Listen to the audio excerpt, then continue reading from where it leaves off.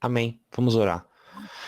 Senhor, nosso Deus e nosso Pai, nós mais uma vez, Senhor Deus, nos colocamos debaixo da tua forte e poderosa mão. Pedimos a ti que o Senhor nos visite nesse momento com toda a autoridade, com todo o conhecimento, com toda a sabedoria, que o Senhor nos dê, Senhor Deus, graça para ouvir do Senhor aquilo que nós precisamos aprender. Pai, nós humildemente nos colocamos, Senhor Deus, mais uma vez, debaixo da infinita dependência do Senhor e declaramos, Pai, que se o seu Espírito Santo não estiver conosco, nós não podemos aprender nada e eu não consigo ensinar nada. Eu peço a Ti, Pai, que o Senhor esteja conosco nesse momento, abrindo os olhos do nosso entendimento, multiplicando tudo aquilo que vai ser ensinado, que seja para a edificação da Tua igreja, Pai, que seja para a nossa edificação, que nós possamos aprender um com os outros, que nós possamos ser edificados pelo Teu poder e que o Senhor, Pai, nos leve a um novo nível, a uma nova dimensão, onde a Tua presença seja verdadeira dentro do nosso coração cada vez mais. Nos leva, Senhor Deus, a níveis de intimidade ainda mais profundos. Acende a chama do nosso coração, para que nós possamos, Pai, te buscar incansavelmente, te buscar decididamente, Pai, com convicção, com força, sempre apulado, que nós possamos, Pai, buscar do Senhor toda a revelação, todo o conhecimento, toda a sabedoria que nós precisamos para agradar ao Senhor, para a honra e para a glória do Teu nome. Abençoa cada irmão que ainda não entrou, cada irmão ainda não acordou às vezes, mas que o Senhor possa alcançá-los, Pai, que mesmo depois assistindo esse vídeo, ouvindo o áudio, que eles possam ser abençoados também, porque eu sei que o Senhor é Deus de longe, Deus de perto, o Senhor é poderoso, eu creio e confio, Pai, no Teu poder para fazer todas as coisas em nome de Jesus. Amém, queridos? Em nome de Jesus. Antes da gente começar a aula, né, eu queria falar para vocês, assim, toda aula, a gente tem os capítulos e os versículos que são necessários à leitura, né? Que são, por exemplo, na aula de hoje, era para a gente ler Mateus 1 e 2 e Lucas 1 e 2, certo? Até aí tudo bem? Vocês têm alguma dúvida quanto a isso? Amém. Amém? Então, só que o que acontece, né? A gente lê esses capítulos e é necessário o que a gente fazer?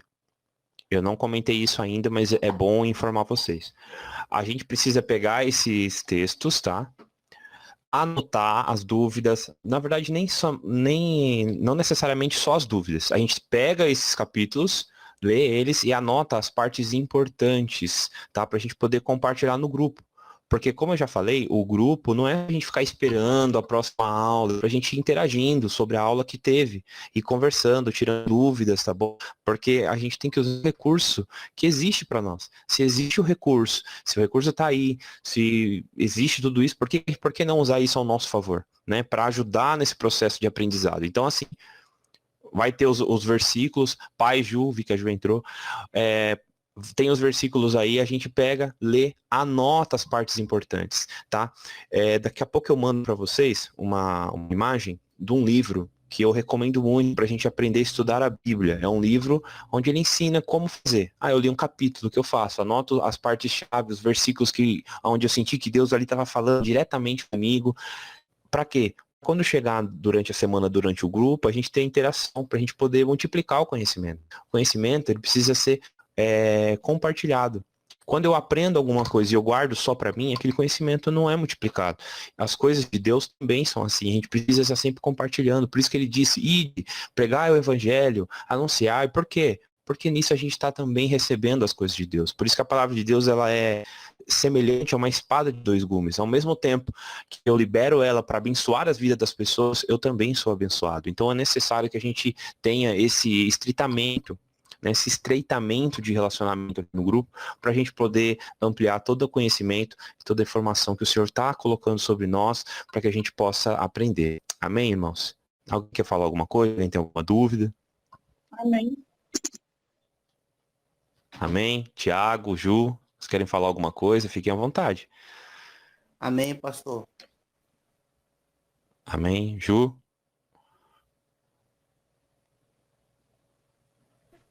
Não? Ju, tá ouvindo? Então tá bom, gente. Vamos dar início então. Hoje nós vamos falar sobre o nascimento e a infância de Jesus, tá? Vocês leram aí o texto, as tarefas de leitura aí? Vocês conseguiram ler o Mateus 1 e 2, Lucas 1 e 2? Pra ser sincero, Consegui só o Mateus. O Lucas não cheguei lá, não. Não conseguiu no Lucas. Entendi. Tá bom. Beleza. Não tem problema. A gente vai conversar mais sobre isso, tá bom? Vamos lá. Nascimento e infância de Jesus. Então, a primeira observação aqui que nós temos que fazer sobre essa aula, né?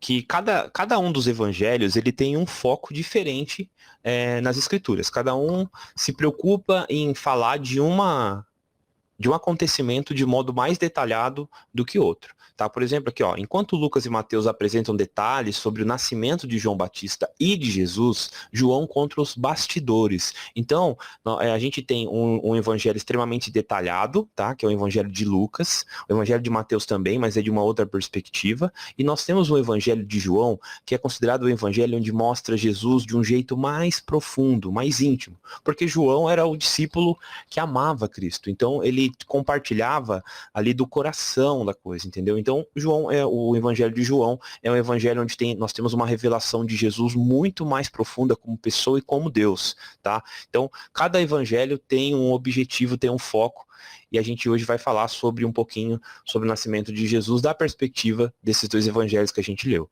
tá bom? Então, João conta os bastidores, ou seja, o verbo se fazendo carne, esvaziando-se para caber em um corpo humano. O Natal de Jesus, aí por que ele faz esse paralelo? Porque aqui ele está falando sobre coisas importantes para nós como cristãos. Então, o Natal de Jesus, né, para os cristãos verdadeiros, é muito mais do que uma data comemorativa, porque ela representa o nascimento de Jesus, mas não somente isso, é a concretização das promessas do Salvador feitas desde o Éden. Então, por que ele está falando sobre isso? Porque como a gente está falando, a palavra Natal, né, significa nascimento. Então, o nascimento de Jesus não é somente uma coisa assim, o nascimento de Jesus. Não, é a concretização das promessas do Salvador. É o nascimento do nosso Deus, do verbo que se fez carne, o Deus que operou esses milagres em nosso meio, justamente para nos salvar, para mostrar que ele se importa conosco, para trazer de volta a gente para esse lugar de intimidade. Então, o nascimento de Jesus, para nós, precisa ser um motivo de grande alegria, porque ele representa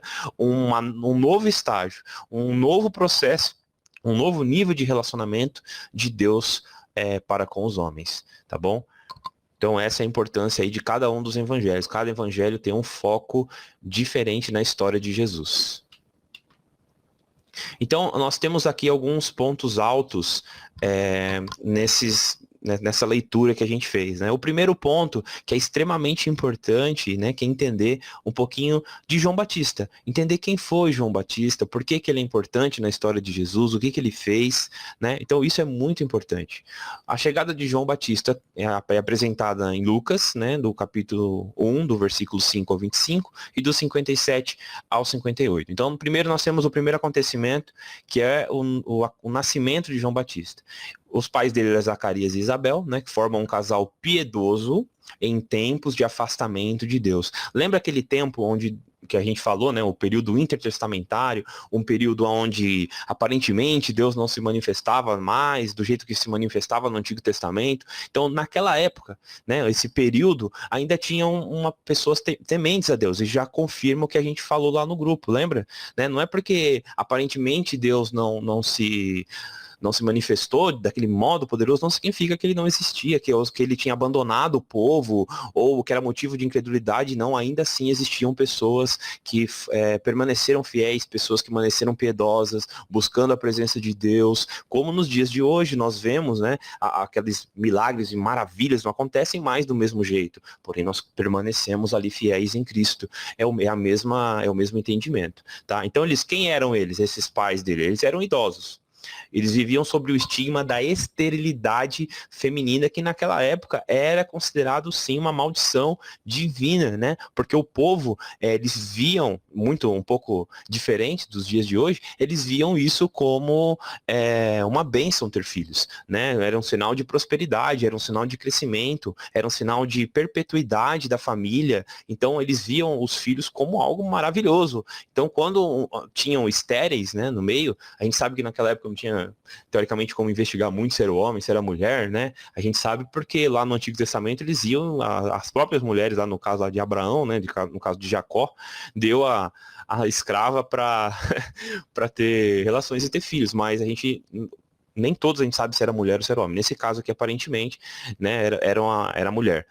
É nesse cenário que Deus resolve cumprir a profecia sobre o arauto, ou seja, sobre a pregação, sobre o envio, sobre a propagação da mensagem do Messias, né? A notícia é dada pelo anjo do Senhor a Zacarias, que fica tão impressionado que até duvida, né? E por isso ele fica mudo até o nascimento do menino, como está registrado lá em Lucas, no capítulo 1, do 18 ao 20 e do 59 ao 64. Então, por isso, ele permanece mudo até o nascimento. João seria nazireu vitalício. O que é ser nazireu? Alguém lembra o que é ser nazireu? Nazaré? Oi? Nascido de Nazaré? Não, não é isso não. Alguém lembra, gente? Pastora Maria, paz, pastora.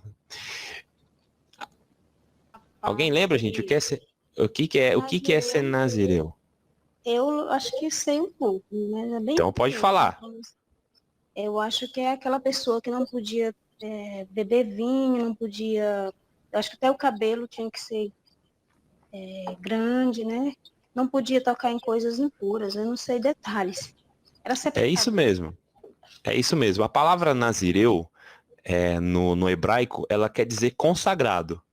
Então a gente tem Kadosh, que é santo, e tem Nazireu, que é consagrado, porque existe uma diferença, né? O Nazireu era a pessoa que ia ser dedicada somente a servir a Deus. Por isso é Nazireu, ela é consagrada, ela é separada e determinada perpetuamente para viver para Deus. Então ele era Nazireu por causa disso. Como a pastora disse, tinha regras, não podia comer qualquer coisa, não podia beber qualquer coisa, tinha que se vestir de um jeito específico, né? A gente vê isso na história de João Batista, ele se vestia com peles, ele comia gafanhotos e mel silvestre, a vida dele tinha que ser 100% separada para Deus, ele não podia fazer algumas determinadas coisas, né? Como a pastora também falou, não podia trocar em coisas impuras e etc, porque ele era consagrado a Deus. Então, a gente vê que essa consagração, esse modo de vida foi ali determinado para ele. Por quê?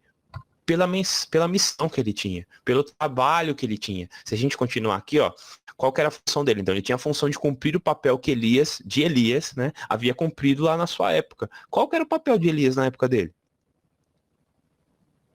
Né? Qual que era o papel dele? Elias foi considerado um dos maiores profetas, porque pela sua intimidade com Deus, em anunciar um tempo de arrependimento, em anunciar a justiça de Deus que viria se o povo não mudasse o coração. Então, esse mesmo papel de Elias, ou seja, ser um porta-voz de Deus ativo, poderoso naquela época, esse papel foi colocado sobre os ombros de João Batista. Então, ele não podia ser qualquer um, ele não podia ter uma vida desregrada, ele não podia ser uma pessoa que desse ao luxo de viver do jeito que quisesse, não, ele tinha que ser uma pessoa consagrada a Deus. Então, por isso, foi determinado que ele seria nazireu durante todo o período de vida. Por quê? Porque também existiam naquela época pessoas que faziam votos do nazireado, que eram votos, como se fala, por períodos específicos, né? Eram votos temporários. No caso de João Batista, não, ele era vitalício, tá? Ele ia ter que ser nazireu até o último dia da vida dele, tá bom?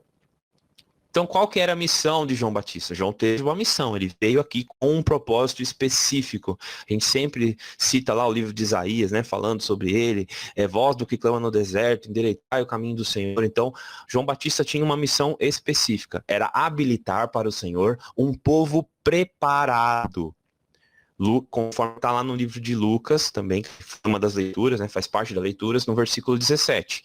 Então, qual que era a missão dele? Habilitar para o Senhor um povo preparado. Como que João Batista, eu faço essa pergunta para vocês, como que João Batista preparou esse povo para o Senhor? Como que ele fez? Alguém sabe? Amém? Antes ele falava para se arrepender, não é isso? Isso, ele ia preparando o caminho, mandando o povo se arrepender. Mais alguma coisa? Né? Oi?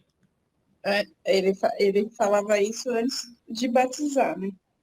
Isso, antes do batismo. Então ele operou de dois modos, né? Batizando com arrependimento. Ele fazia os dois em conjunto.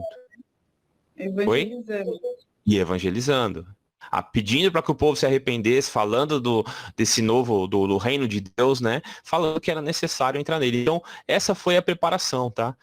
João Batista como diz, ele preparou o caminho para as coisas de Jesus. Por quê? Porque é necessário que a gente se arrependa. O arrependimento permanece para nós como uma regra de vida, como algo que é necessário para a gente se aproximar de Deus e que precisa ser permanente na nossa vida. Viver nesse lugar de arrependimento, se arrependendo dos nossos erros, se arrependendo de nós mesmos, se arrependendo dos nossos pecados. Então, João Batista apresentou novamente essa visão, né? Por isso que até a própria Bíblia diz que João Batista foi o maior profeta, né? Por causa disso, ele preparou o caminho para Cristo, porque é impossível chegar-se a Cristo sem o arrependimento, sem a ação do Espírito Santo em nós, nos levando ao arrependimento, tá? Então, João realmente cumpriu à risca sua missão, pois ele surgiria anos mais tarde, pregando o batismo do arrependimento para a remissão dos pecados, como está no livro de Marcos, tá? Então, a gente observa a vida de João Batista, o preparo que ele teve, a consagração que ele teve e a entrega dele, né?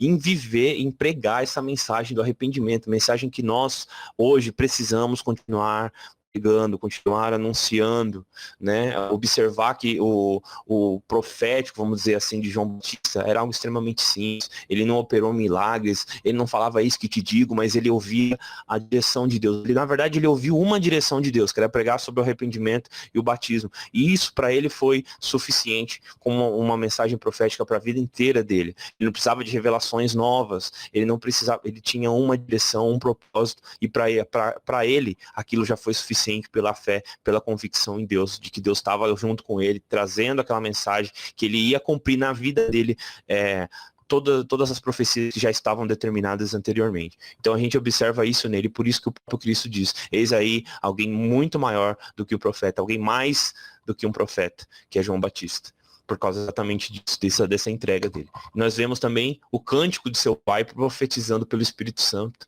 reafirma qual era o papel destinado ao filho que teria com Isabel, lá no versículo de 67 a 80, tá bom? O pastor, Oi, pode falar.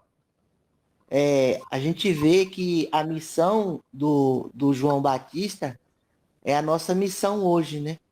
Perfeito. Mas só que a gente hoje, nós não aguenta passar perseguição, nós não aguenta passar por provação. Quando a gente começa a passar por perseguição e por provação, a gente quer desistir do nosso chamado, né? Exatamente. É verdade, irmão. Na verdade, se você for ver, pode falar. Aí como é que o povo vai entrar no arrependimento se a gente não tem coragem de pregar a verdade que ele pregou? Exatamente. Perfeito. Ele chamou o povo de raça de víboras, né? Ele falou, vocês precisam se arrepender, raça de víboras, quem ensinou vocês a fugir da ira vindoura, né? Então, essa pregação fugiu, porque hoje a gente quer uma lambeção de ferida, a gente acha que o amor de Deus, a gente tem que aprender que o amor de Deus corrige, né? Ele fere, mas ele cura, ele rasga, mas ele vai profundo, ele muda a natureza do ser. Se a gente tem medo disso, se a gente quer esse amorzinho de mimimi, a gente nunca vai pregar o evangelho, porque primeiro, a gente nunca vai agradar todo mundo, independente da mensagem. Tá? Isso aí é fato. E, geralmente o evangelho não agrada todo mundo. Ele tem que gerar em nós um certo desconforto. A gente observa também na vida de João Batista, né, a ausência de milagres e prodígios. Né? Eu sempre falo isso, João Batista foi um profeta que pregou para uma natureza íntima da vida. Ele pregou assim, arrependei-vos, ou seja, ele estava profetizando para dentro de nós, para uma mudança de vida. Ele não pregou que o sol parasse, que as coisas que acontecessem, que pessoas ressuscitassem. Não, é como você disse, o nosso chamado hoje é muito próximo com o de João Batista naquela época. Por quê? Porque a gente tem que confiar e pregar o arrependimento, pregar Cristo. Não é fazer coisas grandiosas, não é se preocupar com o tamanho do nosso ministério, não sei o que, não, é pregar o evangelho, é fazer com que o Espírito Santo, né, dar permissão para que o Espírito Santo trabalhe e leve as pessoas ao arrependimento, é simples assim.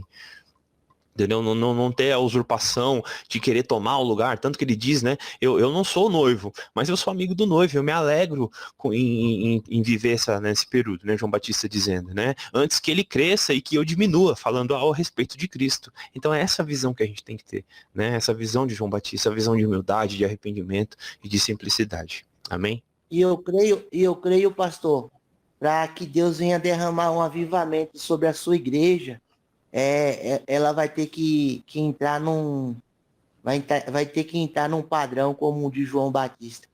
Sem Para dúvida. que, Eu acredito nisso também. para que o Senhor Deus venha descer com sua glória, venha descer com sua unção e quebrar todo o jugo de Satanás. Mas Amém. isso tem que haver um arrependimento de dentro para fora, né? Tem que haver um arrependimento profundo em nós. A gente precisa do Espírito Santo para isso, né? Como diz, acho que é no livro de Romanos, não lembro agora, que o Espírito Santo é quem opera em nós o arrependimento. A gente precisa disso. Precisa, de verdade. Glória a Deus por isso. Amém. Então, o próximo ponto aqui, né, o segundo, é o anúncio da chegada do Messias. É o segundo acontecimento, né, importante. Então, nós já falamos de João Batista, agora é o anúncio da chegada do nosso Salvador. Onde que está registrado isso? Lucas capítulo 1, do 26 ao 56, e em Mateus 1, do 18 ao 24. Então, o que aconteceu?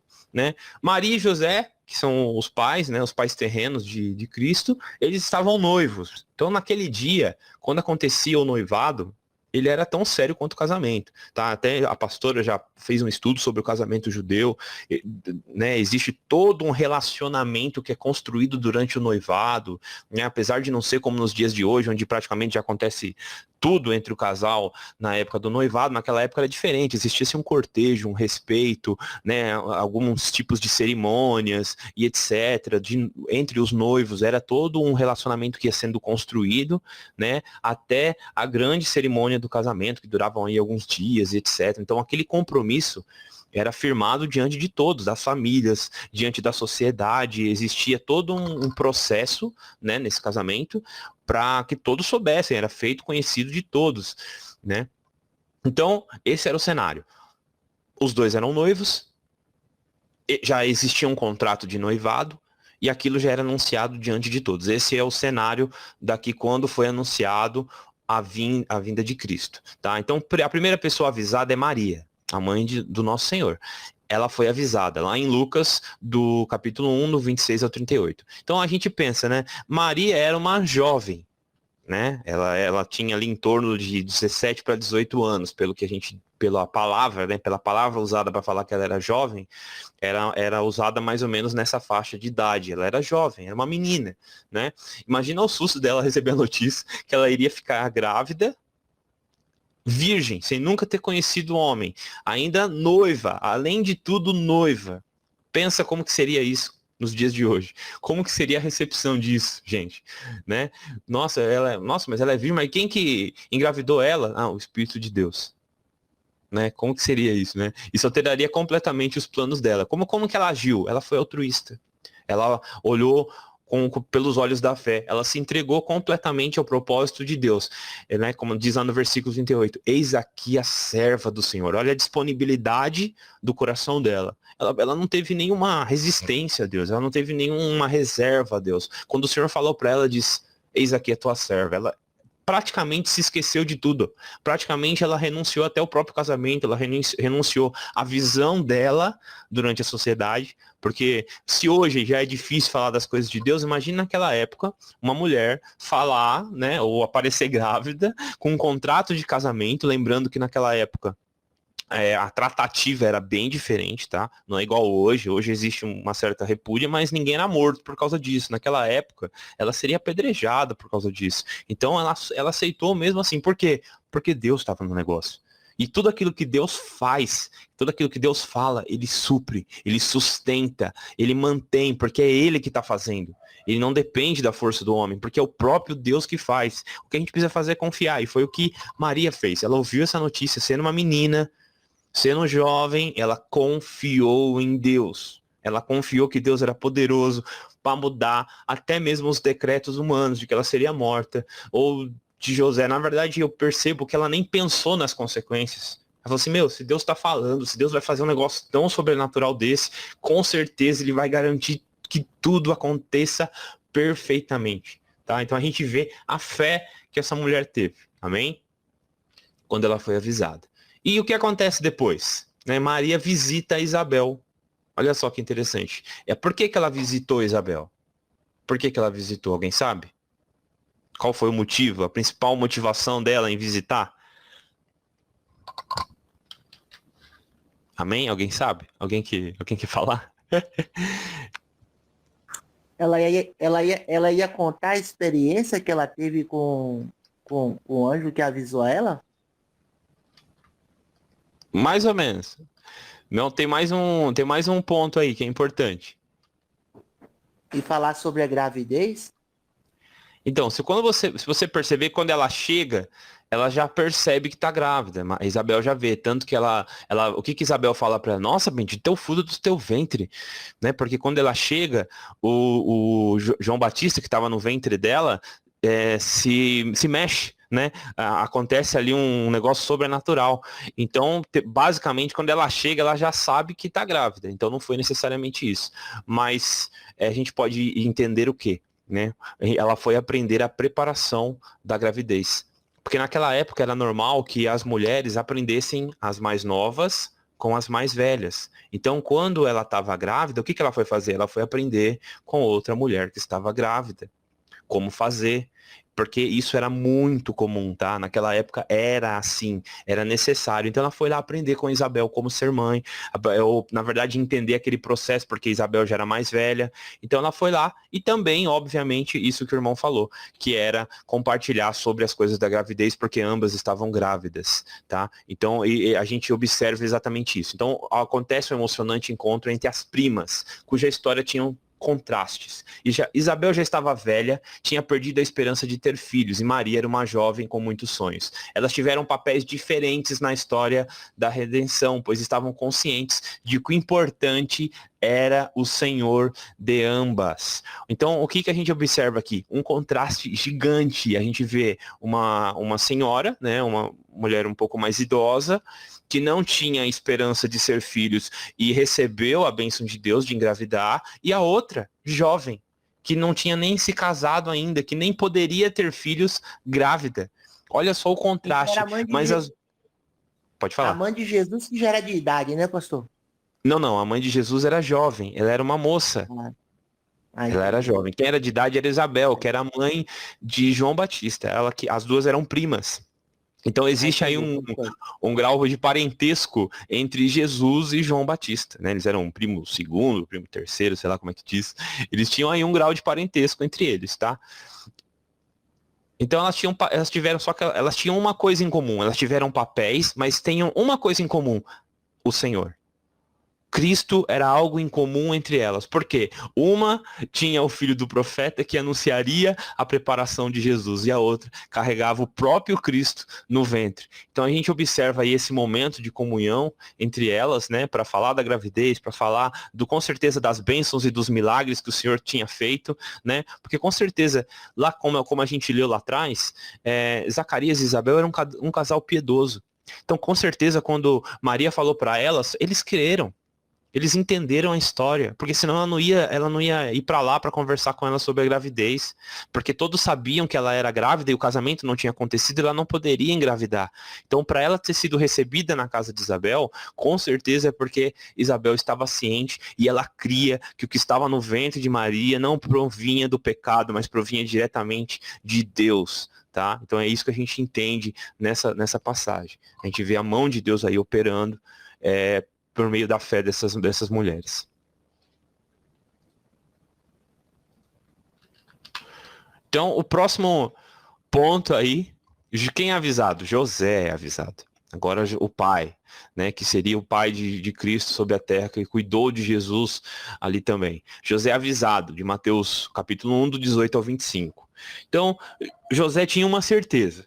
O filho que Maria carregava não era dele, né? Ele pode ter ficado triste, amargurado, confuso. A gente não sabe, a Bíblia não diz como ele fica, tá? Não diz se ele fica triste.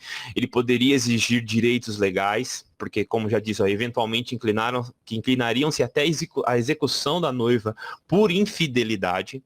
Então ainda restava provar aos familiares dela, especialmente, que ele não era o pai e, portanto, não tinha desonrado a jovem, tá? Então, porque também tinha essa, ele poderia ter quebrado o contrato, tido relações com ela antes do casamento, ele também responderia por isso, tá bom? Ele não sairia impune, não. Ele prefere abandonar o noivado secretamente para preservar primeiramente Maria, porque ele sabia que ele não tinha culpa. Ele conseguiria provar que ele não teve intimidades com ela, pelo que a gente entende do contexto geral. Então, o que ele faz? Ele pretende abandonar o casamento para preservar. Mas então, em sonho, ele é avisado, né, por Deus de que estava realmente acontecendo. Aí a gente observa que José também precisou de fé. José também precisou crer em Deus para aceitar aquela situação, para obedecer a Deus. A gente fala muito de obediência, irmãos, a gente tem que entender uma coisa, obedecer a Deus não é fácil. A gente tem que tirar esse conto romântico das igrejas. Obedecer a Deus não é fácil. Exigiu de Cristo lágrimas de sangue, suor e angústia. Obedecer a Deus não é fácil. Então ele precisou de fé, precisou entregar-se a Deus, precisou obedecer a Deus, porque a intenção do coração dele era o quê? Abandonar Maria e cancelar o casamento, fugir secretamente para preservá-la. Então é preciso fé, irmãos, é preciso fé para permanecer, é preciso fé para se relacionar, é preciso fé para conhecer a Deus. A gente precisa disso, a gente precisa entender isso, tá? Então foi preciso uma grande dose de fé e coragem para aceitar essa versão celestial, a versão que o Senhor preparou ali, porque ela era uma virgem que engravidou. Aos olhos humanos isso é impossível, não tem como uma virgem engravidar, mas Deus fez assim. Tá? Então, ele casou-se com Maria, mas não se conheceram sexualmente até que Jesus nasceu. Ele não teve nenhum tipo de relação sexual com ela até o nascimento de Jesus. Olha isso. Porque ele entendia, Pastor, ele respeita, pode falar. agora eu peço desculpa de toda hora estar interrompendo a aula. Não, fica em paz, isso aí faz parte aí. A aula é assim. A gente tem que interagir. E eu Pode fico falar. imaginando se acontecer um negócio no dia de hoje, um negócio desse, É, então. na vida do homem, que é muito machismo. É, irmão. O que que ia acontecer? A primeira coisa que o cara ia fazer ia matar a mulher. É, do jeito que as coisas são hoje. A gente vê, né, inclusive, né? A gente vê aí direto no jornal, marido mata a esposa, porque não sei o quê, porque não sei o que lá, às vezes até por menos que isso, né? Imagina uma Aí o situação que dessa. acontece? Aí eu fico analisando. A lei judaica fala que o Messias ainda vai vir, né? Sim, eles estão esperando ainda. Se acontecer um negócio desse, será que ele vai suportar? É, então. É complicado, né? Eu acho muito difícil. Tem que ser pessoas realmente entregues a Deus, porque não é fácil. É complicado, irmão. Não tem nem o que dizer. Se isso aí acontecesse nos dias de hoje, é complicado. Deus tenha misericórdia de nós. Amém? Vamos dar continuidade aqui. A chegada do Messias. Então, o decreto de César Augusto naqueles dias, né, em Lucas 2, do 1 ao 3, é um dos muitos movimentos da mão de Deus na história, de forma a cumprir literalmente todas as profecias messiânicas. Existe uma profecia que diz que naquelas épocas Belém iria chorar, né, pelas crianças. Tá? Se eu não me engano, está no livro de Isaías também. Então, a gente vê a mão de Deus operando de diversas formas. Houve aí a permissão de Deus para que esse decreto, né, o decreto de morte que ele liberou, fosse completo, né? Fosse executado literalmente. Então, é um dos muitos movimentos da mão de Deus na história, de forma a cumprir literalmente todas as profecias messiânicas. Não houve coincidências, mas ação de um Deus soberano. Assim conforme previsto, o menino Jesus nasceu em Belém da Judéia, como está lá no livro de Miqueias, no capítulo 5, no versículo 2. Tá? Então, o que aconteceu? No dia do nascimento de Jesus, né, eles precisavam ir para fazer o censo, né? Precisavam fazer o censo, eles tinham que ir para lá para poder, em Belém, né? E só que chegando lá não tinha lugar para se hospedar, porque estava todo mundo lá, porque como houve o decreto para fazer o censo, né? É verdade, primeiro houve o decreto do censo, perdão, depois o de morte. Eles precisavam fazer um censo para contar as pessoas, etc. Então eles foram para lá para fazer a contagem. Chegando lá, o que acontece? Como todos foram para lá, que era o ponto mais perto, então chegando lá não tinha lugar para eles ficarem. O que aconteceu? Ele acabou tendo que ficar numa manjedoura, né, junto ali com os animais, né, porque não tinha hospedaria para eles. Então, olha só a simplicidade do nosso Senhor. O Criador do universo, Deus eterno, príncipe da paz, ele tem a sua primeira noite como ser humano dormindo numa manjedoura. O Filho de Deus, quando veio para a Terra, nasceu e dormiu em uma manjedoura, num lugar onde nasciam-se os animais. Meu Deus, olha a simplicidade do nosso Cristo. E nós, muitas vezes, almejando luxo, reconhecimento, visibilidade humana. E o próprio Deus, quando vem à Terra, nasce numa manjedoura. Não quis para si nenhum tipo de luxo terreno. Viveu de modo simples, humilde, né? Aprendeu sim uma profissão, aprendeu a profissão do Pai, mas viveu de um modo simples. E a gente, né, hoje, vivendo, dizendo que é cristão, falando que mas a gente muitas vezes quer uma vida bem diferente da vida que ele viveu sobre a terra, né? A gente nega o nosso próprio Senhor pelas nossas atitudes, né? Ele simples, Criador, Deus eterno, príncipe da paz, Criador do universo, primeira noite na terra, numa manjedoura. E mais uma coisa aí para complementar, né? Olha só que interessante. Pastores humildes e não a aristocracia religiosa judaica, nem os poderosos governantes romanos são os primeiros a tomarem conhecimento do nascimento do Salvador. O anúncio é feito, entretanto, com a participação do exército do céu, ou seja, dos anjos.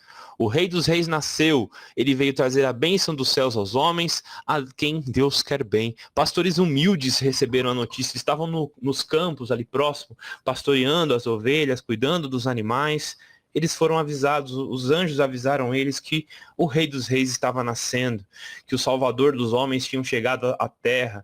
E houve a participação de quem? Do exército dos céus, ao qual o Senhor tem o governo sempre eterno, dos anjos, que está sob o governo diretamente de Deus e não dos homens, o Senhor que governa, o Rei dos Reis, o nosso Salvador. Amém? Então, olha só a humildade. Quem que foi avisado? Não foi as pessoas do poder, não foi os líderes. Foram pastores, pessoas simples, que conheciam o campo, que conheciam os animais. Essas pessoas receberam a notícia do Salvador. Mais uma vez trazendo à nossa memória a importância de entender que nós precisamos de simplicidade e de humildade para atrair a presença de Deus. Revelação só vem com humildade e simplicidade. Não vem com a gente bater no peito, a gente mostrar que a gente faz, que a gente faz e acontece. A gente precisa de simplicidade, de humildade para atrair a presença de Deus sempre, tá? Sempre. Isso é algo que atrai a presença de Deus, é a humildade. A própria Bíblia diz, né? O Senhor dá graça aos humildes, mas ele rejeita os soberbos, né? Então, segundo o ritual da lei de Moisés, né? Como está lá em Lucas, capítulo 2, do 21 ao 24, Jesus é circuncidado aos 8 dias de vida. 32 dias depois da circuncisão, havia a cerimônia da purificação da mulher, como está lá em Levítico 12, do 1 ao 8. O Senhor Jesus foi nascido de mulher, nascido sobre a lei e cumpriu todas as suas exigências, tá? Jesus veio para cumprir a lei, ele cumpriu, ou seja, ele completou de modo perfeito para dar agora início a um novo período onde a lei que nós obedecemos é a graça de Deus, mas para que a lei fosse atendida, era necessário que ela fosse completa em todos os pontos dela, e Jesus completou a lei. Ele não cancelou, ele completou, ela foi completa. Toda a justiça da lei foi completa em Cristo. Jesus perfeitamente atendeu a todos os requisitos da lei. E ele foi morto injustamente exatamente por isso, porque o tribunal da justiça da lei condena aqueles que são puros diante de Deus. Por isso que Cristo foi condenado, o único santo, o único puro, o único perfeito. Ele foi condenado cumprindo a justiça da lei, porque a lei, pela visão dos homens, sempre vai ser injusta, sempre vai ser mentirosa. Tá? Ele venceu esse tribunal porque ele foi morto, mas ele ressuscitou. Aleluias. Então, nesse dia, acontece a extraordinária declaração do justo e piedoso Simeão e da profetisa Ana. Essas duas coisas, se eu não me engano, as duas acontecem na sinagoga, onde eles vão lá para cumprir a cerimônia, fazer a apresentação, e lá dentro acontece essas profecias e essa declaração a respeito do nosso Senhor. Amém? Eu deixo aqui para vocês que não leram o texto, leiam lá novamente, né, em Lucas 2, venham lá daquela declaração da profetisa Ana e do Simeão, amém? Eu ia colocar aqui no slide, mas eu falei, não vou colocar não, senão vai ficar muito extenso. Amém, gente? Vocês estão entendendo até aqui? Tô falando, parece uma matraca, ninguém fala nada. Vocês estão me ouvindo? Vocês querem falar alguma coisa? Amém? Amém, Raul. Amém? Amém, pastor. Amém? Alguém quer comentar Pastor. alguma coisa? Oi, pode falar. O papel dos magos, como é que fica? Ah, a gente vai falar deles. Calma aí, que não chega lá. A gente chega lá. Fique em paz. Perdão. Não, sem problema. A gente já vai falar deles já, daqui a pouquinho, tá bom? Então vamos lá. Cerca de 2 anos depois, então nesse período, né, Jesus já tinha a idade acima lá dos 3 anos, dos 2 anos, já tinha essa idade acima, porque havia um decreto de morte. Então o que aconteceu? Eles voltaram para casa. Quando ele volta para casa, aí sim, aparecem os magos lá do Oriente que chegaram para adorá-lo. Preste atenção nessa palavra. Se você ler lá no livro de Mateus, a intenção desses reis magos não era simplesmente ir lá e levar uns presentinhos para Jesus, trazer um negocinho do chá de bebê. Não, eles foram lá para adorá-lo. Está escrito lá na Bíblia, eles chegaram para adorá-lo. Então, eu adoro alguma coisa a não ser o próprio Deus? Então, a revelação que esses magos tiveram de Cristo não era que ele era o rei que ia libertar, ou algum aristocrata, um político, não, um guerreiro. Eles sabiam quem Jesus era, a essência da natureza de Cristo. Ele é Deus. Então, quando eles chegam para adorá-lo, é porque eles já sabiam quem ele era. Então aqueles sábios entenderam que o menino era Deus e por isso vieram adorá-lo. Os seus não receberam. O povo judeu não entendeu, como o irmão já falou, né? Então até hoje lá esperando um Cristo, esperando um Messias que vai vir, sendo que já veio, eles querem outro, querem um diferente, né? Porque Jesus para eles não é bom o suficiente. Então eles querem um outro que seja guerreiro, que lute as guerras, que se assente num trono para sempre, mas que lute, que seja um governador, um político. É isso que eles querem.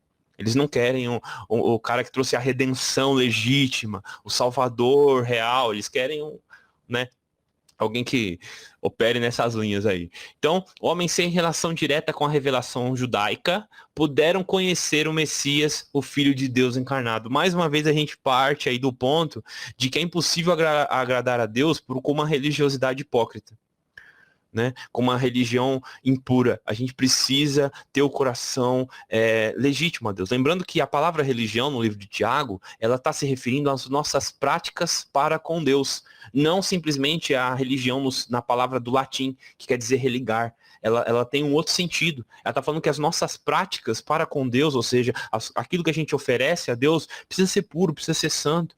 Então, o verdadeiro sentido de religião é aquilo que a gente apresenta a Deus, são o modo como a gente se relaciona com ele. Então esses homens não conheciam nada da lei, não conheciam nada do judaísmo, não conheciam nada, mas eles reconheceram o Filho de Deus, porque eles chegaram para adorá-lo, eles não foram lá simplesmente para fazer as pompas, não, eles foram lá para adorá-lo, para prestar culto a ele, mesmo ele ainda sendo uma criança, eles já conseguiram entender que aquele menino era a encarnação de Deus, o verbo vivo. Então a gente vê nisso daí exatamente isso, muitas vezes pessoas iletradas, pessoas simples, têm a verdadeira vontade de estar com Deus, verdadeira intimidade, querem ser piedosos, enquanto aqueles que sabem muito, conhecem muito, muitas vezes querem somente servir a Deus com o seu intelecto, não com a sua vida inteira. A gente acaba, infelizmente, vendo isso. Amém? Então, agora nós vamos falar sobre a infância de Jesus. Bem, há poucos detalhes dos evangelhos sobre a infância de Jesus. Inclusive, até um amigo esses dias perguntou pra mim, nossa, mas você consegue contar pra mim tudo que aconteceu na infância de Jesus? Eu falei, ó, cara, se nem a Bíblia tá relatando, como que eu vou conseguir, né? Difícil, né? Mas a gente sabe aquilo que a Bíblia diz. A Bíblia tem alguns relatos sobre algumas coisas, né? A gente sabe que também existe na tradição católica, eu não conheço, tá? Porque eu nunca fui católico, não posso dizer muita coisa, mas na tradição católica existem relatos de alguns eventuais milagres que Jesus teria feito durante esse tempo, mas não são dignos de confiança à luz de João 2:11, onde lemos que o primeiro sinal de Jesus foi lá no casamento em Caná da Galileia, tá? Então, existem sim, mas é tradição católica essas histórias, tá? Eu não conheço nenhuma, se alguém quiser compartilhar alguma que conhece, que já ouviu aqui, fiquem à vontade para compartilhar. Eu, particularmente, não conheço, nunca tive muito interesse em conhecer, mas se alguém souber, quiser compartilhar alguma coisa, amém? Alguém sabe?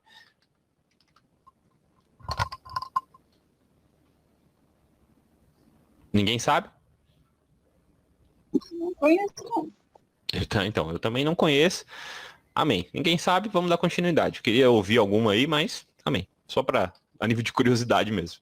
Então, o que a gente sabe, tá? O que a gente sabe é, José foi advertido por Deus a respeito das más intenções de Herodes o Grande e fugiu para o Egito até que seu filho Arquelau assumisse o governo da Judéia. Não sabemos quanto tempo ele ficou ali, mas quando voltaram do Egito, eles foram morar em Nazaré, onde morou até a sua vida adulta, tá bom? Então, a gente vê exatamente isso. José foi advertido, porque Herodes ouviu dizer aí da profecia, porque os magos, antes de chegarem a Cristo, foram até eles, porque no entendimento deles, pô, esse povo está festejante, o rei dos reis, o Deus encarnado, ele nasceu lá, o povo deve estar festejando. Aí que onde eles foram? Diretamente falar com o rei. Só que lembra que a gente falou na outra aula que essas posições políticas, elas eram estratégicas de Roma, elas eram totalmente estratégicas, eram pessoas de confiança de Roma. Então, quando Herodes ouviu aquilo, o que ele fez? Ele ficou louco. Falou, o quê? Um rei nasceu? Vamos fazer um censo, vamos mandar matar todas essas meninas aí. Porque eles mandaram lá e depois os magos não falaram, não passaram as informações para eles, né? Então a gente observa exatamente isso, olha. Tá? Não sabemos quanto tempo, mas quando ele voltou do Egito foi morar em Nazaré, onde morou até a sua vida adulta, certo? Vamos lá. Durante esse tempo, Jesus foi uma criança normal como as outras. Seus pais se preocupavam com a formação espiritual de seus filhos, conforme Lucas 39:52. Eram cuidadosos para não perder as festas em Jerusalém. E em uma dessas ocasiões ocorre o episódio da conversa de Jesus com os mestres do templo. Ele foi um filho obediente. Nessa mesma passagem, lá no 52, termina falando que Jesus foi um filho obediente. Porque conforme vai contando a história, né?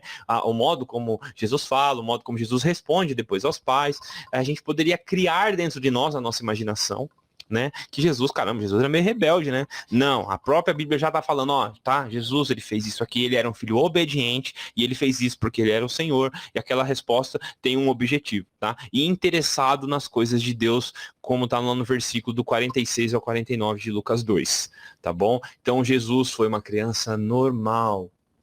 Jesus brincava, comia, dormia, tinha relação com as outras crianças, normal, foi uma criança normal. E os pais dele se preocupavam com ele em ensinar, em transmitir o conhecimento, mesmo ele sendo Deus, mesmo ele sabendo de todas as coisas, tá? Ele foi tratado como uma pessoa normal. Ele foi um filho obediente, amém. Então, qual que é a lição que nós tiramos de tudo isso que foi falado até hoje? Então, a figura central dos evangelhos é Jesus, tá? A gente vê pessoas importantes, a gente vê aí João Batista, Zacarias, Isabel, a gente vê Maria, José, todas essas pessoas contribuíram sim, mas o personagem central é Jesus. Os personagens que compõem sua história, embora não tenham tido o privilégio de desempenhar papéis fundamentais, são meros coadjuvantes, tá? Os evangelhos são o registro da chegada do Messias, o único salvador do mundo, vindo ao mundo na forma de um bebê inescrutável mistério, que a leitura e a meditação dessas páginas emocionantes nos conduzam a fazer o mesmo que os magos fizeram, a adorar ao Rei dos Reis, adorar ao Deus único, legítimo e verdadeiro. Amém?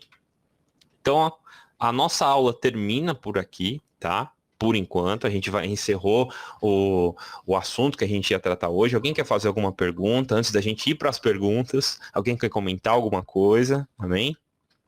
Fiquem à vontade para falar. Agora eu quero ouvir vocês, por favor. Na verdade, o único comentário que eu vou fazer é que o Tom quase morreu de rir quando você falou chá de bebê. Ai, ai, ai. O Tom tá até agora falando, nossa, Jesus teve chá de bebê. Teve, recebeu ouro, incenso e mirra, olha só. Nem fralda eles levaram.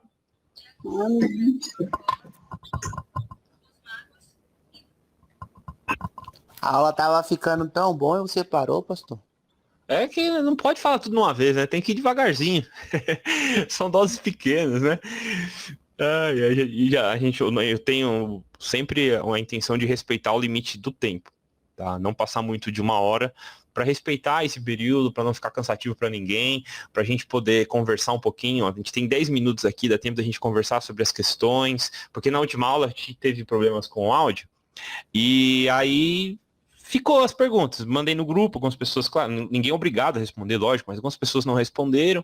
Só que eu sei o quê? Quando a gente responde, ainda que não seja para mim, a gente está exercitando o que a gente aprendeu. Às vezes a gente fica com medo de errar, mas eu não sei a resposta, mas eu vou errar, mas não é isso, não é, talvez eu esteja errado, não tem problema. Pode ver que eu não corrigi ninguém de quem falou, porque o importante é a gente entender o que foi fixado dentro da gente. Será que a gente está aqui ouvindo, mas daqui a pouco a gente vai abandonar? Será que a gente vai pegar esse conhecimento e vai, não preciso disso? Então, como que eu sei? Como que eu faço? Perguntas, tá? As perguntas servem para isso, para fixar o conhecimento, tá bom? Mais alguém quer falar alguma coisa? Pastora Maria, quer falar alguma coisa? Ô, pastor. Mais uma vez. Pode falar, meu querido. Não, pastora, pode falar. Eu falei demais já. Não falou não, irmão. É bom que você está trazendo para nós. Quem fala mais, aprende mais. É como o pastor Raul está falando, né? Então, Exatamente. Eu estou me maravilhando, né? Porque o conteúdo nunca fica velho, a palavra de Deus, né? Quando o irmão está falou sobre João Batista, sobre a humildade de João Batista, realmente, o irmão Tiago também falou sobre o João Batista. É importante nós analisar realmente qual foi a função de João Batista, né? Em relação a o que ele fez. Ele desapareceu. Ele estava ali preparado realmente para o seu final, né? O foco dele realmente foi enfatizar sobre Cristo. E realmente nós nos preocupamos com muitas coisas, corremos atrás de muitas coisas, e o principal nós já temos, que é Jesus conosco, para a gente anunciar esse Jesus para as pessoas, que é simples, ele tinha tudo, mas ele ficou com nada, né, praticamente, é uma manjedoura, teve que fugir, não tinha condições boas. Hoje nós temos tudo, mesmo com simplicidade nós temos tudo, e às vezes a gente ainda quer tanto, e o principal nós estamos desprezando, que é o próprio Cristo. Ele mostrou que numa manjedoura, os pais dele fugindo com a condição mesmo praticamente desumana, porque andar de jumento para lá e para cá sofrendo, sendo perseguido. Mas graças a Deus, que ele mostrou que o principal foi que Deus tinha um propósito grande e ali se cumpriu. E João Batista mostrou para nós que realmente nós devemos contentarmos com o simples e cumprir a missão do Senhor. Não é fácil cumprir essa missão, não é fácil obedecer, como o pastor Raul falou. A obediência não é fácil. Mas aí, nas simples coisas, não tem muito, Deus não quer muito de nós. Ele não quer muito de nós, ele quer que nós o adoremos e nós o obedeçamos, mas não é fácil realmente. Não é fácil mesmo. Amém, pastora. Irmã Raquel, quer falar alguma coisa? Tá quietinha aí?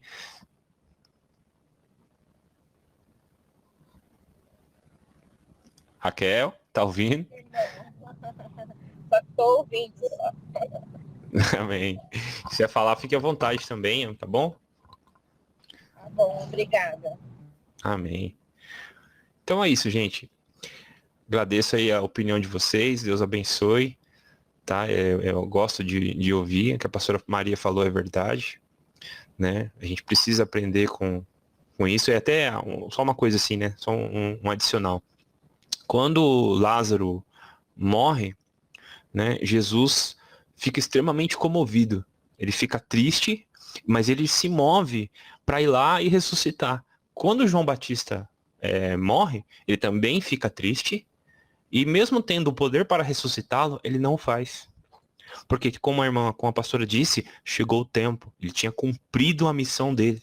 Então, Jesus não ia ir lá e ressuscitá-lo, não porque ele não poderia, mas porque o tempo já estava se cumprido.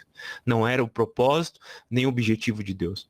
Então a gente percebe que Deus está sempre atento ao propósito eterno, e é esse propósito que a gente tem que buscar sempre no coração de Deus, para não entrar em lugares que Ele não quer que a gente entre, para não fazer coisas que Ele não quer que a gente faça. A gente precisa buscar isso de Deus. Amém? Então, vamos falar agora um pouquinho sobre as perguntas, tá? Eu não vou me estender muito, alguém quiser falar, na verdade eu não vou respondê-las, a gente vai conversar durante o grupo, tá? Mas as perguntas, então pergunta número 1, como teria, a gente vai fazer um breve comentário, tá? Oi, pode falar. Esse conteúdo que o Senhor tá trazendo para nós é um conteúdo muito rico, porque eu já passei por 4 igrejas hoje, em Santa Isabel. Fiquei 7 anos na Assembleia, fiquei 2 anos na igreja do pastor Rogério, e hoje eu tô na C. E assim, nós estamos vivendo uma época de apostasia, de pessoas querendo ser mais do que outra, até mesmo se titulando apóstolo, fazendo tanta coisa, mas isso aí não vem a gente tá falando sobre isso agora. Mas esse ensinamento é em poucos lugares que as pessoas estão tendo chance de estar aprendendo, né? Porque às vezes as pessoas estão dentro da igreja, mas estão vivendo debaixo de heresia, de doutrina, de disciplina que vem do humano, né, de Deus. E esse ensinamento é muito bom, e eu passo a receber com gratidão, e que o Senhor Deus venha te abençoar. Amém, irmão. Graças a Deus por isso. Deus é maravilhoso. Concordo plenamente. É o que eu falei, inclusive, na última aula. A nossa principal arma contra a mentira, contra a heresia, contra a apostasia, é conhecer a verdade e pregar a verdade. Né? Eu não lembro quem disse, não lembro se é Jonathan Edwards que ele fala isso, ele fala assim, ainda que todos não queiram ler a Bíblia, eu vou ler. Ainda que todos não queiram orar, eu vou orar. Porque é o nosso relacionamento com Deus, é a nossa vida com Deus, a gente tem que fazer e pronto, acabou. Sabe? Até uma coisa que eu compartilhei. Pode falar. O irmão, ele estava na igreja comigo, ele exigiu o pastor que queria ensinamento da palavra de Deus, o pastor não deu ensinamento a ele. Ele foi aprender em outro lugar, pegou um tal de Geraldo aí na internet, o cara tira a ceia, fala que Jesus não foi tentado no deserto, ele fala tanta coisa que o cara hoje tirou sua família de dentro da igreja e tá vivendo totalmente de forma incorreta. Eu acredito. Eu acredito completamente. Porque se a gente não instrui, se a gente não oferece o conhecimento básico da palavra, a ortodoxia das escrituras, o básico, o que acontece? A pessoa vai aceitar qualquer mentira que chegar para ela. Muitas vezes ela vai negar Jesus achando que está agradando. Porque como ela não conhece o básico, a essência, o fundamento do cristianismo, então qualquer coisa serve. Se eu chegar para ela e falar assim, esse lenço aqui te abençoa, isso daqui, essa declaração profética de fé vai mudar a sua vida. Ela vai, porque ela não conhece a palavra. Então qualquer objeto para ela que facilita esse caminho, porque conhecer, aprender, estudar não é fácil. Tá? A Bíblia não fala em nenhum momento de unção de conhecimento, ele só fala assim, pede a Deus e o Senhor te dará sabedoria, porque sabedoria ele dá deliberadamente, mas conhecer é necessário relacionamento. Então, e o que o cara tá ensinando, e o que o rapaz está ensinando absorve a carne dele, né? Absorve, por quê? Porque a Bíblia diz que nos últimos tempos eles iriam ajuntar mestres, ou seja, pessoas que têm conhecimento, mas segundo o seu próprio ego, para agradar os seus ouvidos, não para confrontar o seu espírito. Então, a nossa tendência é sempre buscar mestres ou pessoas que ensinam segundo a nossa idolatria. Segundo o nosso ego, não segundo as escrituras. Porque o primeiro sinal de que aquela pessoa vai te ensinar é quando ela te confronta. O primeiro sinal do ensino e do aprendizado é quando aquilo que ela ensina vai confrontar a sua vida em alguma coisa. Porque se tudo que ela fala te agrada ou não te leva a um desconforto, você está criando um ídolo. Sabe? Porque o ídolo só faz o que você quer. Já percebeu? Né? Você vai fazer uma troca com um ídolo, você oferece para ele alguma coisa em troca de um interesse seu. Porque ele é um ídolo. Ele tem que atender a sua necessidade. Deus não. Deus não é nossa marionete. Ele é Deus, ele é santo, ele faz o que ele quer. Então, para servir a Deus, nós temos que conhecê-lo em intimidade e humildade, não querer manipular ele para fazer o que eu quero. Né? Porque a gente percebe que todas essas coisas são frutos de um coração que quer manipular Deus. Essa infelizmente, é uma verdade. Por isso, a nossa arma é o quê? Conhecer a verdade. Estudar a Bíblia, se confessar diante de Deus, é o que a gente pode fazer. E pregar o Evangelho. Amém? Amém, pastor. Deus abençoe Amém. sua vida, sua Amém. família aí e a vida de todos que assistiu essa aula aí, que esse projeto venha crescer para a honra e a glória do Senhor. Amém. Glória a Deus. Glória a Deus, irmão. Vamos fazer então uma breve leitura aqui das perguntas. A gente vai comentando, tá? Então a pergunta número 1 para a nossa conversa. Como teria reagido uma família em nossos dias ao ouvir a versão de José e Maria para a gravidez da moça? Seria possível acreditar que a história era verdadeira? 2. Qual o papel de Maria na redenção? Como você basearia biblicamente a sua resposta, tá? 3. Observe o texto de Lucas, de 2,46 e responda. Jesus estava ensinando ou aprendendo? Então vamos lá. Primeira questão. Como teria reagido uma família em nossos dias ao ouvir a versão de José e Maria para a gravidez da moça? Seria possível acreditar que a história é verdadeira? A gente até já falou isso, né? Eu e o Thiago, que a gente acabou meio que entrando nessa questão. Como que seria hoje, gente? O que vocês imaginam que ia acontecer? Né? Se alguém chegasse e falasse assim, ó, eu engravidei do Espírito Santo. Deus me visitou, eu sou virgem e engravidei. Como que seria essa história nos dias de hoje? Você acha que alguém iria crer? O que vocês acham? Como que seria isso? Tá? Se vocês não quiserem comentar agora, a gente pode comentar depois no grupo, a gente vai conversando. Mas é bom pra gente já começar a pensar, a analisar como que seria isso. Uma coisa eu posso dizer, com certeza seria uma grande dor de cabeça, porque o povo não ia crer, porque nós vivemos tempo, como o irmão já disse, como o Thiago já falou, tempos de apostasia, tempos onde o povo está se desviando da fé, onde a nossa fé é extremamente fragilizada, uma fé debilitada, então provavelmente a gente não ia crer, tá? Essa é a verdade. Então, na verdade, poderia até dizer, se alguém aparecesse e falasse que era Cristo, né? Eu sou Cristo enviado, né? O verbo, pronto. Também é crucificar Jesus da mesma maneira. Às vezes não ia usar uma cruz, ia usar uma outra coisa, né? Porque hoje os métodos de matar é diferente. Mas, Com certeza. mas ia morrer, com certeza. Se Jesus viesse agora, né? A primeira vez nos tempos atuais. José, né? Ia ter que ter um José crente, né, em Deus, né? Com muita fé e esconder essa questão da Maria, né? Sim.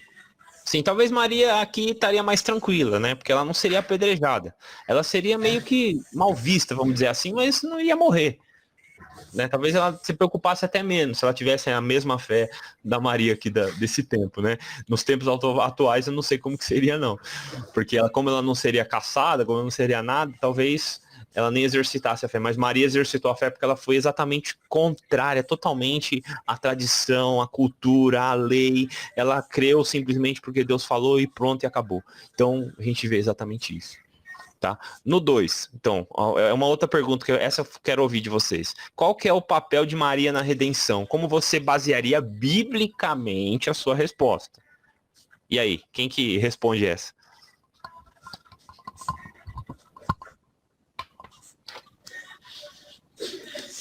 Vamos lá, um de cada vez, gente. Sem bagunça, sem confusão, um de cada vez. Vamos lá. Quem responde essa? Essa tá difícil, pastor. Essa é mais Essa difícil, tá né? difícil. A outra tava facinha, né? A outra dá pra falar.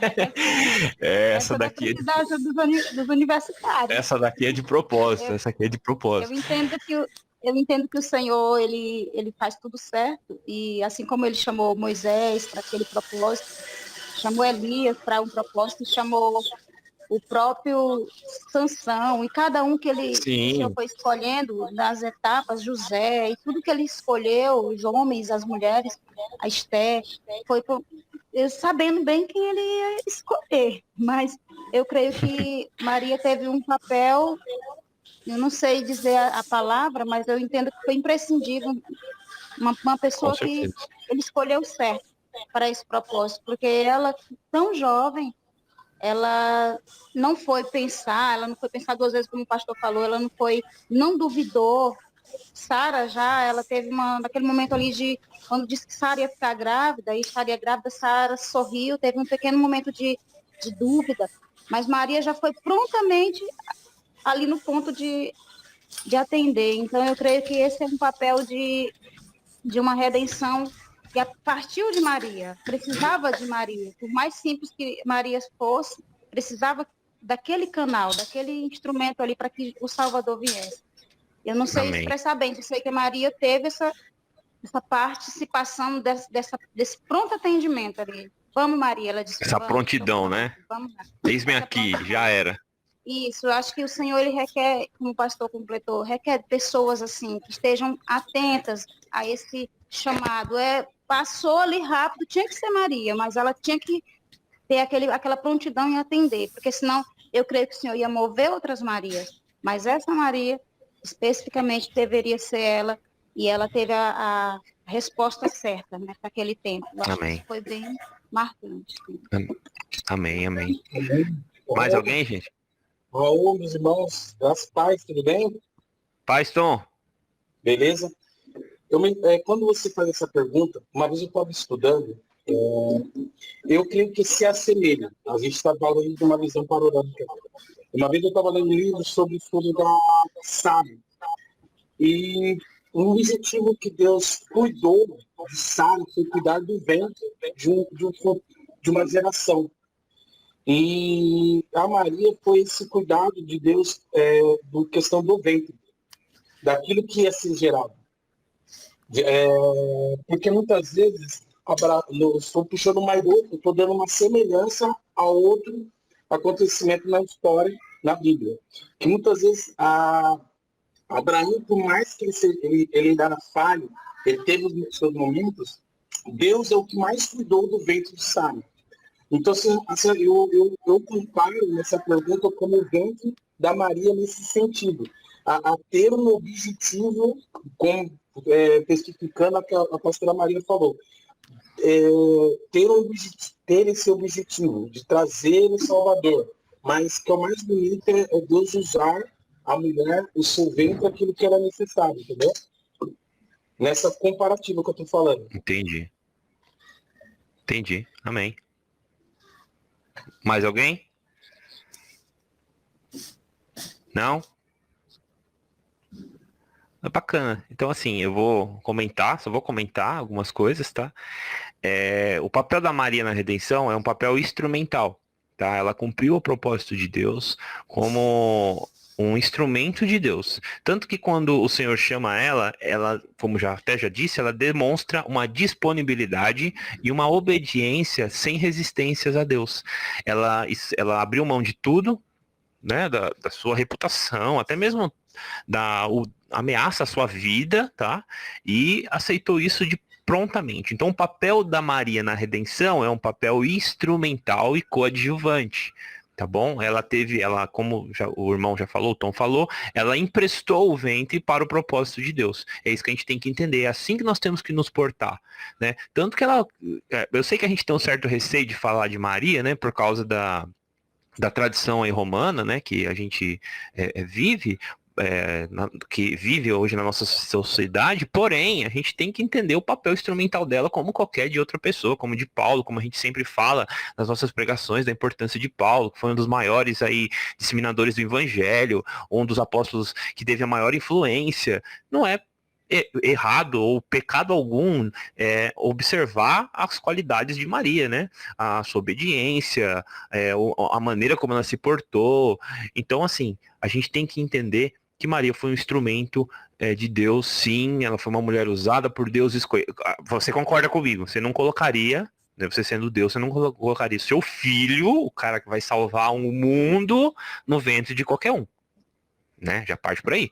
Então, Maria tinha, sim, era uma pessoa entregue a Deus, tanto que quando o anjo aparece para ela, assim, ele fala, né, bem-aventurada, né, você será conhecida bem-aventurada entre as mulheres. O que é isso? Uma mulher santa, uma mulher que buscou, né, mas ela não toma o papel de intercessora de nós, ela não tem aquele papel, ela não é senhora de nada, mas a gente observa com certeza, um comportamento santo, um comportamento piedoso, um comportamento de obediência, tá bom? Basicamente, então, o papel dela é instrumental, tá? Depois, no 3, observe o texto de Lucas e responda. Jesus estava ensinando ou aprendendo? E aí, ele estava ensinando ou estava aprendendo lá em Lucas 2,46? Eu sei que pregaram essa palavra lá na igreja. Isso já faz pouco tempo. E aí, gente? Ele aprendeu ou ensinou? Eu acho que ele estava aprendendo, hein, pastor? Aprendendo? Quem não senta para aprender não tem como ficar de pé para ensinar. É isso aí, olha só que bênção. Glória a Deus, irmão. É isso mesmo, é exatamente o que eu acredito. Quem não se assenta para aprender não pode se levantar para ensinar. Exatamente. Vamos lá, gente. Ele estava aprendendo, estava ensinando, quero ouvir vocês. Vamos lá, não tem problema errar, não. Ninguém vai tirar nota 0, não. É só pra gente ver. Se quiser abrir a Bíblia e lê lá Lucas 2,46. Não tem problema. Se errar, ninguém vai ficar de banco, pastor? Ninguém vai ficar de banco, ninguém vai levar puxão de orelha, ninguém vai apanhar. Eu não vou perseguir ninguém. Amém? Errar não faz parte. Ceia. Não vou proibir a ceia. O Tom tá gritando aqui que tava aprendendo. Tava aprendendo. Né? Ele era jovem ainda, né? Ele era jovem. Beleza, vamos lá, gente. O que tá escrito na Bíblia? Pastor Raul. Oi, pode falar. Irmãos, eu estou lendo aqui corrido, eu já conheço a passagem, mas eu não li antes. Mas eu entendo que ele estava ensinando. Se eu estou errada, estou aqui para aprender. Entendo que ele também, eu creio que ele estava aprendendo, claro, né? Porque quando se ensina, se aprende. Sim, perfeitamente. Que ele crescia Jesus em sabedoria, em estatura, em graça para com Deus e os homens. Mas ali naquele momento, eu entendo que ele estava ensinando. Claro então que vamos lá. Vamos ler aqui o que... Vamos ler o que está escrito então na Bíblia, tá? Eu vou ler em várias traduções para a gente chegar aqui a um consenso entre nós, ó. Lucas 2,46, tá? Diz assim: depois de 3 dias o encontraram no templo sentado entre os mestres, ouvindo-os e fazendo perguntas. Vou ler uma outra versão agora, ó. Almeida Revista e atualizada. E aconteceu que, passado 3 dias, o acharam no templo, sentado no meio dos doutores, ouvindo-os e interrogando-os. Próxima. Ouvindo e interrogando-os. Eu vi uma outra aqui. Não tô achando agora. Deixa eu ver. E aqui, nessa outra versão aqui, ó. Quer ver? Depois de 3 dias, o encontraram no templo, sentado entre os mestres, ouvindo e fazendo perguntas. Então, o que a gente aprende disso aí? Ele estava ouvindo e fazendo perguntas. O que ele estava, então? Ele estava ensinando ou aprendendo, gente?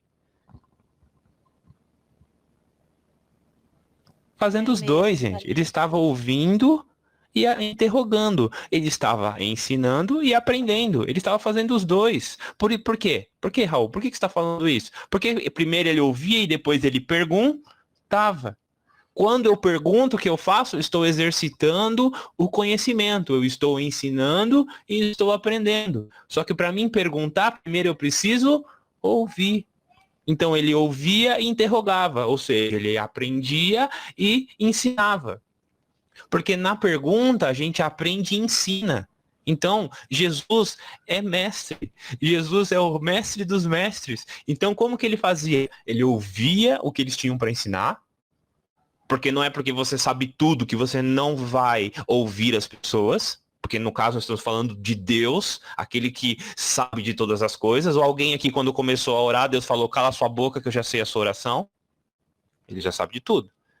E mesmo assim ele quer nos ouvir. Então ele aprendeu e ensinou, porque ele era simples e humilde, tá? Ele fez os dois, ele ensinou e aprendeu, ele ouviu e interrogou, porque esse é o comportamento do nosso Senhor. Está sempre disposto a ouvir e geralmente, depois que ele escuta, ele ainda te faz uma pergunta. Você crê? Amém? Essa é a maneira como o nosso Senhor trabalha. Ele trabalha dessa maneira. Tá bom, gente? Alguém quer falar mais alguma coisa?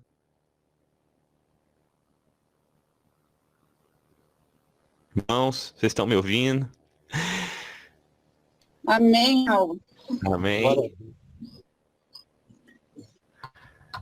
Então, nós vamos encerrando por aqui. Eu quero orar com vocês.